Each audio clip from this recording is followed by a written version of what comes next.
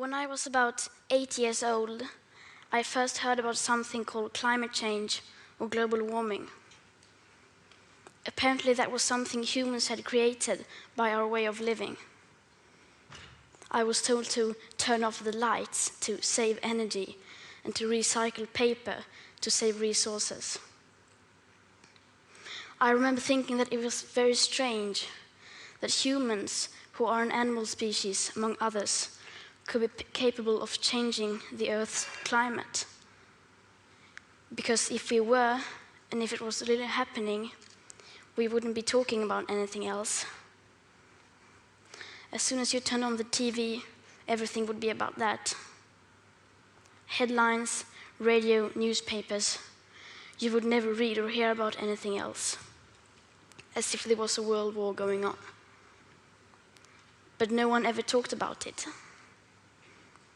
If burning fossil fuels was so bad that it threatened our very existence, how could we just continue like before? Why were there no restrictions? Why wasn't it made illegal?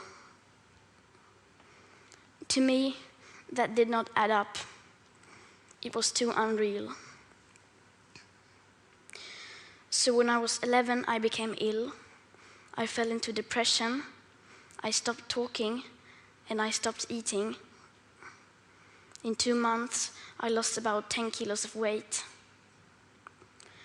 Later on, I was diagnosed with Asperger's syndrome, OCD, and selective mutism. That basically means I only speak when I think it's necessary. Now was one of those moments.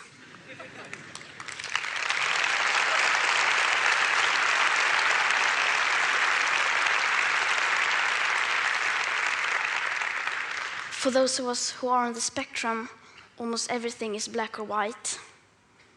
We aren't very good at lying, and we usually don't enjoy participating in the social game that the rest of you seem so fond of. I think in many ways that we autistic are the normal ones, and the rest of the people are pretty strange. Especially when it comes to the sustainability crisis, where everyone keeps saying that climate change is an existential threat and the most important issue of all, and yet they just carry on like before. I don't understand that, because if the emissions have to stop, then we must stop the emissions. To me, that is black or white.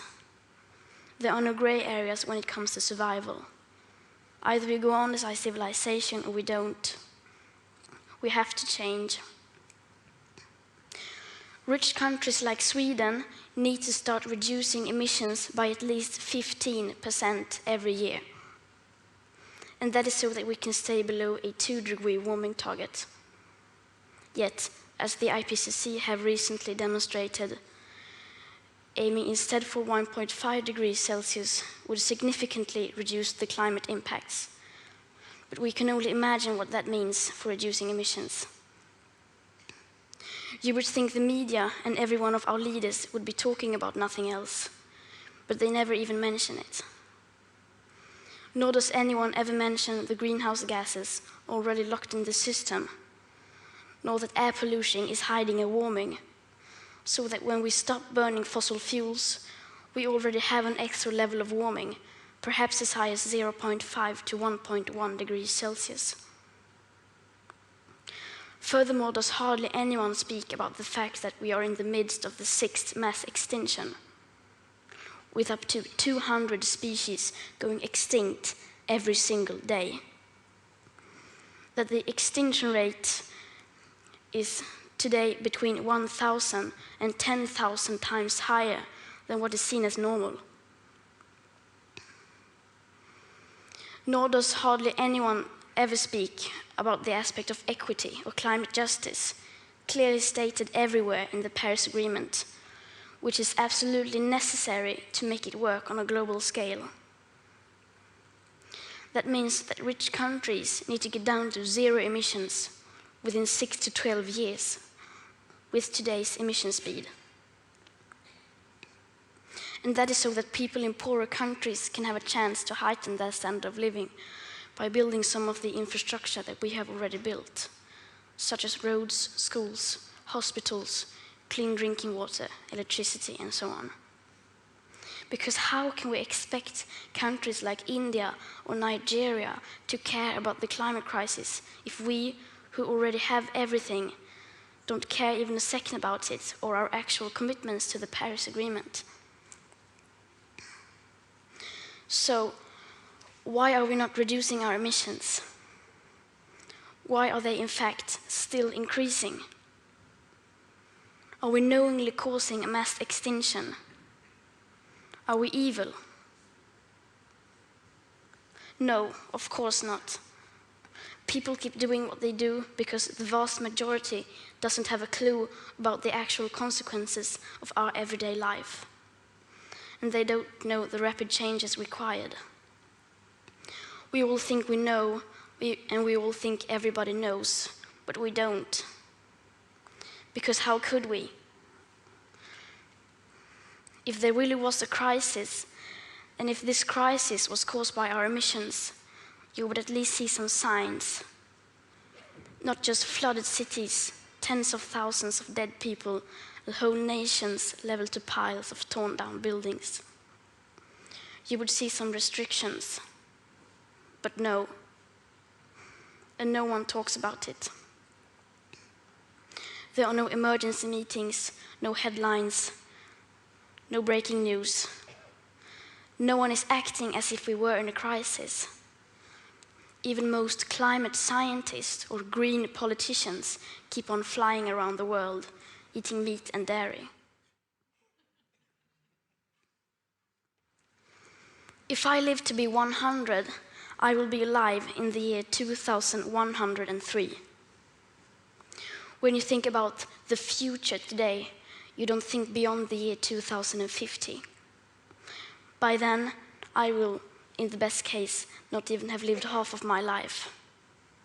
What happens next? The year 2078, I will celebrate my 75th birthday. If I have children or grandchildren, maybe they will spend that day with me. Maybe they will ask me about you, the people who were around back in 2018. Maybe they will ask why you didn't do anything while there still was time to act. What we do or don't do right now will affect my entire life and the lives of my children and grandchildren. What we do or don't do right now, me and my generation can't undo in the future. So when school started in August this year, I decided that this was enough. I sat myself down on the ground outside the Swedish parliament. I school striked for the climate. Some people say that I should be in school instead. Some people say that I should study to become a climate scientist so that I can solve the climate crisis. But the climate crisis has already been solved. We already have all the facts and solutions. All we have to do is to wake up and change. And why should I be studying for a future that soon will be no more, when no one is doing anything whatsoever to save that future? And what is the point of learning facts within the school system, when the most important facts given by the fine science of that same school system clearly means nothing to our politicians and our society? Some people say that Sweden is just a small country and that it doesn't matter what we do. But I think that if a few children can get headlines all over the world just by not going to school for a few weeks, imagine what we could all do together if we wanted to. Now we're almost at the end of my talk. And this is where people usually start talking about hope. Solar panels, wind power, circular economy, and so on. But I'm not going to do that. We've had 30 years of pep talking and selling positive ideas. And I'm sorry, but it doesn't work. Because if it would have, the emissions would have gone down by now. They haven't. And yes, we do need hope. of course we do. But the one thing we need more than hope is action. Once we start to act, hope is everywhere. So instead of looking for hope, look for action. Then, and only then, hope will come.